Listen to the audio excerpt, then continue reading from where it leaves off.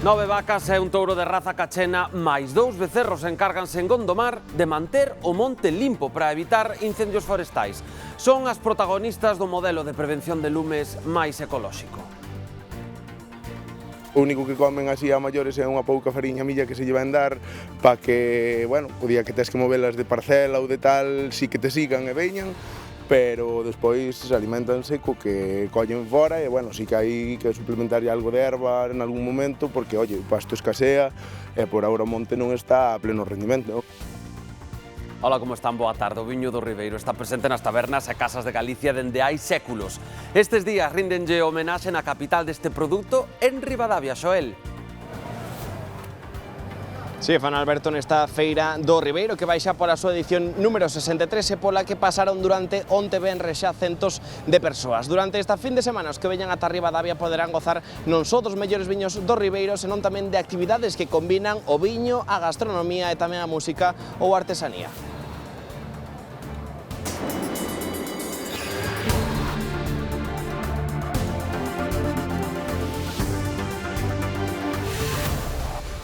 Comezamos en Lalín. Veciños de media dúcia de parroquias deste concello reclaman que se reparen e limpen as vías secundarias que transcorren a carón da autovía. Uns accesos que necesitan dun mantemento que a adxudicataria non realiza e que provocou que estas pistas estean cheas de maleza e tamén son intransitables, din os veciños. Por iso levaron as súas queixas a reclamacións ao concello para que lle exixa á concesionaria desta vía que se encargue da limpeza.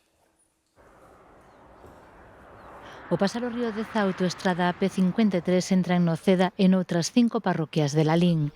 Nestas aldeas son moitas as vías secundarias que dan acceso a leiras e parcelas, pero desde hai uns anos o abandono deu paso á deterioración do firme e a facer intransitables estes accesos invadidos a máis pola maleza. As vías secundarias a ambos lados da P53 están completamente cheas de maleza e tamén en mal estado de conservación, co cal a nós, veciñas e veciños afectados, pois nos impiden acceder ás parcelas que temos nesa zona. O mal estado dos accesos impídelles acceder ás parcelas desde hai anos, pero este estado de abandono non sempre foi así. Ao principio si se facía un mantemento, as vías secundarias é certo que non se arranxaron desde a súa construción ou senón en puntos moi concretos, pero hai un abandono desde os últimos anos considerable, o sea, é evidente si transitas por ambos lados da autopista que podes ver ese abandono total das vías secundarias, non? Pasa o tempo, algunhas veces límpanse, pero a maioría das veces pois non. E hai algunhas que directamente eu diría que levan anos sin limpiar, que teñen arbustos e tal. Fartos desta deterioración e das complicacións para poder transitar por estes accesos, os veciños das 6 parroquias afectadas enviaron un escrito ao Concello para que lles exixan á concesionaria desta autoestrada que se faga cargo do mantemento. Creemos que hai unha solución que realmente tiña que ser que esa adxudicataria pois teña nas mellores condicións esas vías que para nós son necesarias para acceder, como dixen, ás parcelas, transitar con vehículos a ambos lados da P53. Queren unha solución a este problema que sofren desde hai tantos anos, nunhas vías necesarias para poder acceder ás súas parcelas. Condutores que circulan con frecuencia pola Costa da Tapia en Cambre denuncian o mal estado do asfalto, din que se ven obrigados a esquivar as fochancas para evitar danos nos seus vehículos. Conducir pola Costa da Tapia na parroquia cambresa do Temple converteuse nunha auténtica xincana. Unha imagen vale máis que mil palabras, ¿no? Está la verdad que fatal. Subiendo y bajando, da igual. Aquí todos los días está así, lleva un montón de tiempo con los baches. Salteando todos los baches. Esquivar un poquinho. Apartar un pouco delos. Que dá vergüenza pasar por aquí. Tienes que andar sorteando todos os baches, é horrible. Un problema que non só afecta á comodidade ao volante, senón que supón un risco para a seguridade viaria, sobre todo para os que circulan sobre dúas rodas. É un perigo andar, eu teño que andar mirando todo o tempo para non caerme. Cada 2x3 aparecen unos baches, unos socavones de 30-40 centímetros, que eso, tú pisas allí, es terrible. Se metes a roda podes caer tranquilamente. A isto súmase tamén a frustración polas reparacións temporais que, segundo contan, apenas aguantan unhas semanas antes de que o firme volva a deteriorarse. De vez en cuando van poniendo parches tal y van tapando un poco, pero después ya pasan 2-3 semanas y se vuelven lo mismo.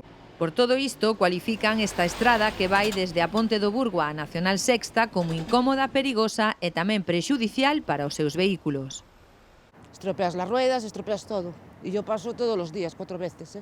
Nada más que los neumáticos la amortiguación, pero bueno, el día a día. Todos amosan o seu malestar, pero algúns tamén o seu optimismo. Por aí por Cambre vi que lo están asfaltando, así que supongo que tarde o temprano llegarán por aquí tamén. Conclúen con que o estado do asfalto non é só unha cuestión de confort, senón tamén un factor clave na seguridade viaria.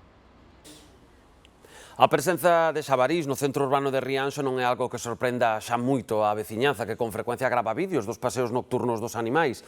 O que si xa lles preocupa máis son os danos que provocan nas leiras e tamén que se atravesen diante dun coche e ocasionen algún accidente.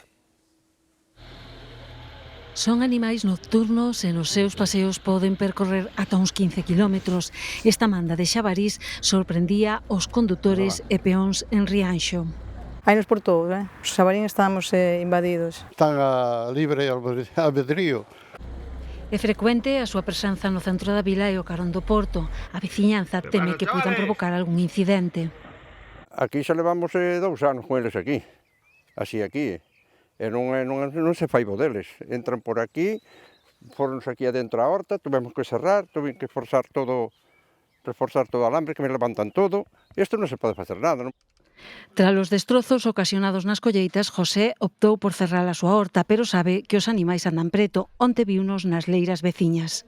Onte que viñeron a desforzar, e tan pronto empezou a desforzar, saltaron des aí como se fora que sei unha selva isto.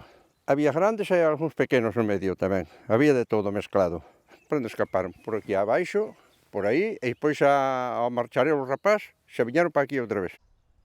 A poboación de xabarís en Galicia anda polos 82.000 exemplares segundo datos da Consellería de Medio Ambiente.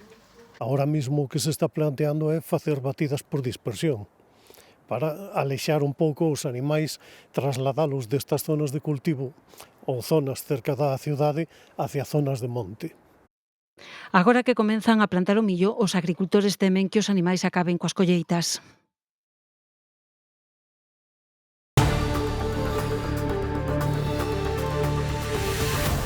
Veciños de Lugo propuxeron unha idea xa implantada noutros países para axudar na conservación do Parque Rosalía de Castro. Trataríase de apadriñar un banco a cambio dunha placa na memoria do seu mecenas.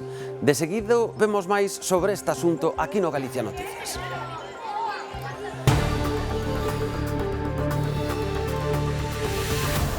Hoxe facemos o noso repaso polas cámaras web de Galicia centrándonos nas cidades máis poboadas do país. E comezamos por Lugo, panorámica desta cidade con 14 graus agora mesmo dos 19 que van a alcanzar de máxima.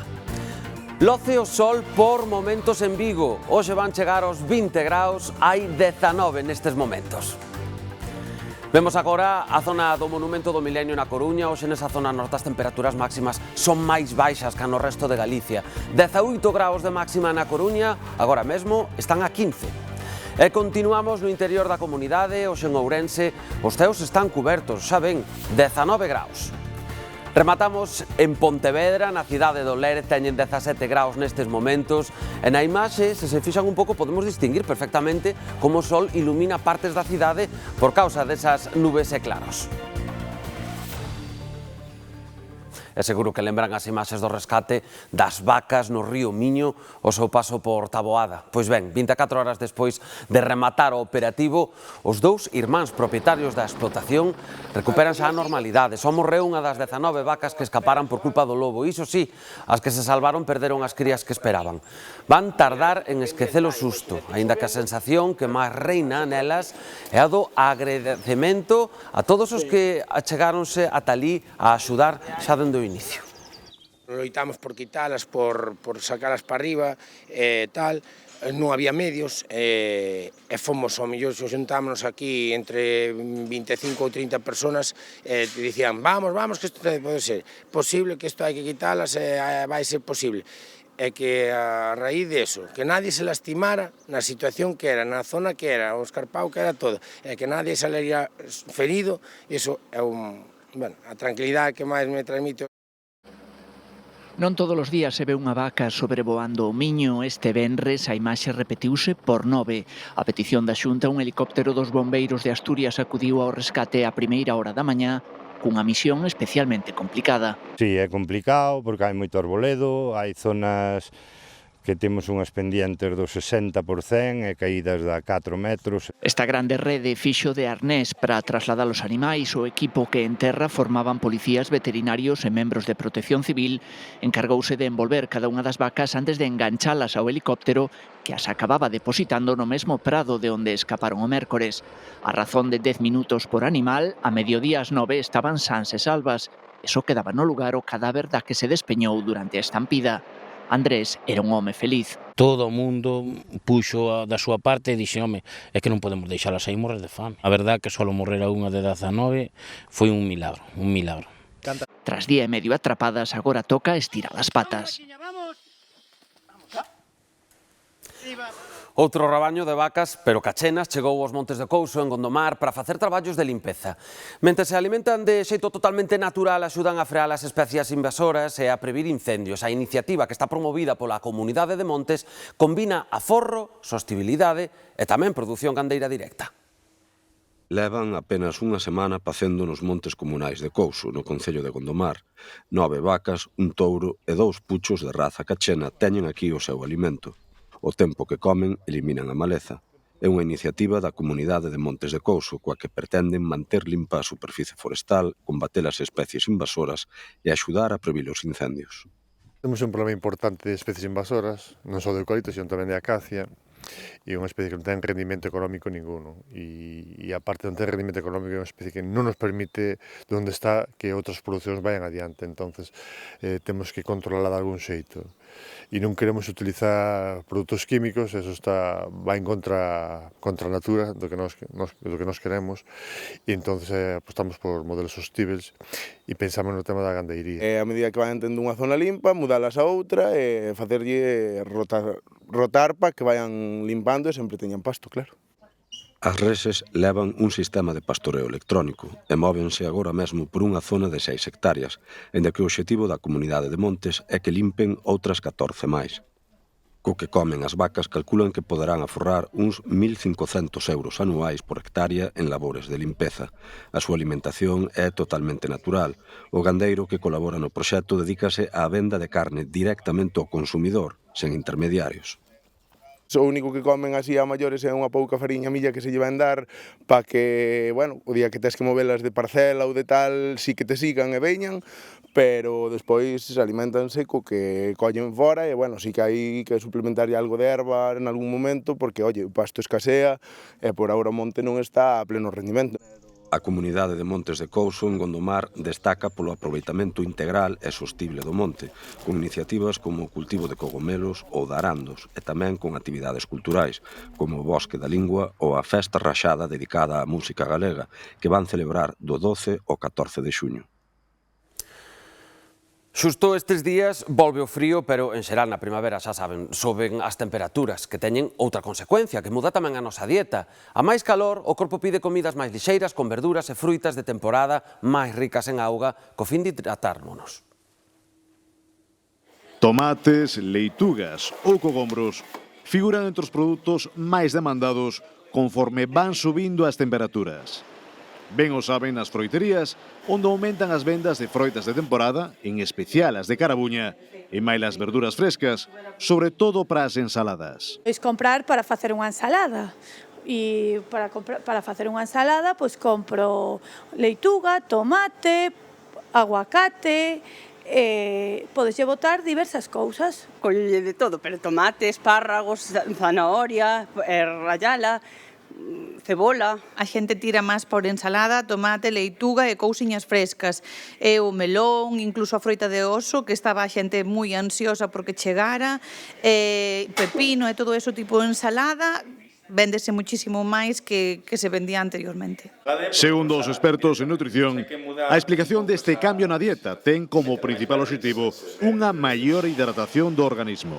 Ademais, incrementase a exudación polo que o corpo precisa recuperar nutrientes. Hai máis calor, máis temperatura, sudamos máis, perdemos máis auga, necesitamos máis hidratación, ¿no? Tamén electrolitos, porque no sudor vaen algúns minerales como o sodio ou o potasio.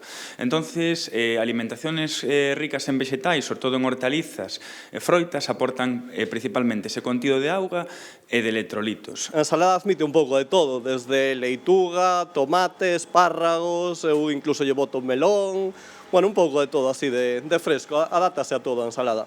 Iso sí, compre ter en conta que as ensaladas deben estar compostas só por vegetais e únicamente poden ir acompañadas de proteínas magras se se trata do prato principal. Son as 2:11, conectamos con Ribadavia, na provincia de Ourense. A localidade celebra a Feira do Viño do Ribeiro. Xa levan días de festa, pero aínda queda Xoel. Sí, por diante, Alberto, quedan 2 xornadas aínda no marco desta edición número 63 da Feira do Ribeiro, que combina ademais propostas para todos os gustos. Precisamente para coñecer un chisco máis sobre o programa desta nova edición, temos a oportunidade de conversar en directo coa concelleira de Cultura e tamén de Enoturismo, con Yolanda Gómez. Moi boa tarde. Moi boa tarde a todos. Contanos en primeiro lugar, Yolanda, cales son as actividades das que se pode gozar hoxe aquí nesta Feira do Ribeiro? Bueno, pois aparte de degustar todos os viños do Ribeiro que temos hoxe presentes na feira, tamén podemos disfrutar de unhos obradoiros de cociña que temos, están aparte acompañados ca sommelier Marta Cortizas, que é unha ou casi a mellor, digamos, sommelier de toda España. Bueno, da mañán se rematou, pero ás 5:30, dicir que ten unha cata comentada, e ás 7:30 pois tendrá con Marco Varela, que é un chef daqui, ademais, que traballa nun restaurante do noso concello, en Sábrego. Tendrán eso, obradoiro coa cata comentada. Temos máis actividades paralelas, non? Con os viños que temos na Praza Maior, que é aquí ao lado do recinto, unha feira de artesanía de Galicia, na que participan 16 stands, animamos a que todo o mundo os visite tamén, é o primeiro ano que o facemos, e depois na Igrexa da Madalena está a Cata Popular, que está funcionando todo a mañán e tarde. Pa mañán ás 2 da tarde pois entregar os premios aos mellores viños brancos e tintos do Ribeiro e tamén os mellores catadores desta feira. E a dicir que a vista da afluencia, non, esta mañá tamén durante onte venres, podemos dicir que xa está sendo todo un éxito esta nova edición, non? Pois a verdade que sí, non queda moi bonito que o presumadero, non? Pero onte foi un día espectacular, isto estuvo cheo todo o día, desde tamén que o tempo nos está acompañando, que en Ribadavia, como vedes, non chove, inda que en internet pon que sí, esperemos que a xornada de hoxe a tarde sea moi boa e mañán domingo, como todos os anos, esperemos que nos veñan a visitar tanto veciños e veciños da comarca do Ribeiro como de outros concellos cercanos. Pois agardemos que así sexa. Moitísimas grazas, Yolanda Gómez, por atendernos. Como dicimos, unha xornada perfecta para gozar deses viños do Ribeiro, pero tamén unha oportunidade ideal para vir ata esta comarca do Ribeiro para coñecer o seu patrimonio e a súa cultura tamén nesta edición número 63 da Feira do Ribeiro. Grazas, Xoel. Ademais, cadroulle xusto en festivo, que o ser venres fixo que tamén fosen moitos os que aproveitaron para facer unha escapada nesta fin de semana un pouco máis longa do habitual, e Santiago foi o lugar escollido para miles de persoas e notas abondo nas rúas da cidade, Alejandro.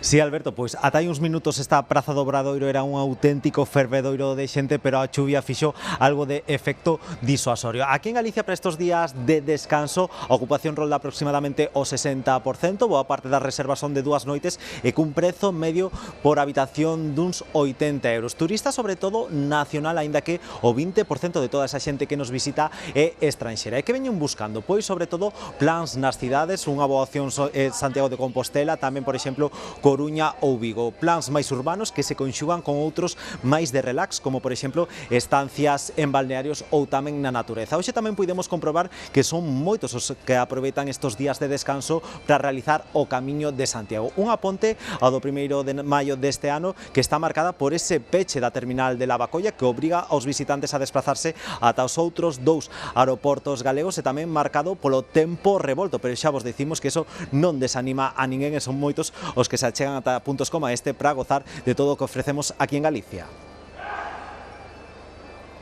Grazas, Alejandro. Galicia está á cabeza de toda España en hortas para autoconsumo. Seguro que vostedes mesmos plantan algo, ou familiares ou amigos, por tradición ou por aforro, tamén saúdes son moitos os que se dedican a cultivar estes produtos propios. Un traballo que aumenta estes días. Usamos de folla primeiro para non ter que sacar e despois porque lle axuda un pouquiño a manter a humedade. Hai un par de semanas que Herminia plantou as cebolas, hoxe botalle folla para que non medre a erva. Lo menos tes algo máis ecológico. Eu non sulfato con nada. Prefiero non ter cultivo ningún, pero non sulfatar. Leva máis de 3 décadas pondo horta. Varios produtos agardan aínda para ser trasplantados. Teño calabacín, tomatiño negro e pepino. Entón agora esperaré a que crezca un pouquiño porque está un pouquiño chuchurríos, tan delgaditos e que engorden un pouco e despois pasos á terra. A poucos metros, Laureano ensínanos a horta que coida. Aquí hai cebolas, ensalada, boto así, legumbre, tomates, pementos, cebolas, allos. Os paus pinchos primeiro e despois fago buraco. Isto é pros pementos, pero hoxe toca plantar repolos. Hai 5 anos que o usuario da residencia Santa Marta e a horta é a súa mellor terapia. Joder, a mí gustame moito, tranquiliño de maravilla, cava outro cachiño ali adiante, aquel que ten máis erva, vou cavar aquilo. Manteño o horto e mantelo activo a nivel cognitivo e tamén a nivel físico. Un traballo do que acaban disfrutando todos os internos. Entre dos pimientos de padrón que saliron aquí da horta e os tomates, esas ensaladas, pois teñen outro sabor. Entón aí os disfrutan todos. O sabor dos produtos cultivados por un mesmo. Imos a Lugo, ali os veciños do barrio de Recatelo propoñen que se poidan apadriñar os bancos do céntrico Parque de Rosalía. A iniciativa que busca poñer en valor un espazo verde centenario consistiría en permitir a colocación de pequenas placas dedicadas, por exemplo, á memoria dos seres queridos, a cambio dunha doazón simbólica que estaría destinada a fins sociais ou a mellora do mantemento do propio parque. Como ocorre en Central Park, nos Xardíns Reais Británicos e noutros países, dende o colectivo veciñal do barrio lucense de Recatelo propoñen que os bancos do Parque de Rosalía tamén se poidan apadriñar. Trataríase de permitir a colocación temporal dunha plaquiña discreta cunha dedicatoria en cada un dos preto de 300 asentos ou nas moitas árbores centenarias deste pulmón verde do centro da cidade. A cambio, iso sí, dunha pequena doazón voluntaria que tanto podería estar destinada a mellora do seu mantemento como a fins sociais. Mal non me parece. Mal non. E os fines da recaudación, calquera dos dous tamén me parecen ben. Bueno, para fines sociales xa me parece la repera. Pareceme unha proposta interesante, unha iniciativa con un bon fin social que a xente poida contribuir de alguna forma ao mantenimento e á renovación das cousas que se van desgastando, como en calquer outro inmueble. Podes dar unha pequena doazón para un colectivo social ou cuidar dun parque tan maravilloso, poñer unha plaquiña co nome da túa abuela ou dun amigo ou dun momento da túa vida, non? Nada agresivo, sin impacto en absoluto para desde logo, para o que queremos protexer, sempre con un consenso social. O principal obxectivo desta iniciativa é a posta en valor dun parque histórico con máis de 100 anos de antigüidade que actualmente vai camiño de converterse nun ben de interese cultural.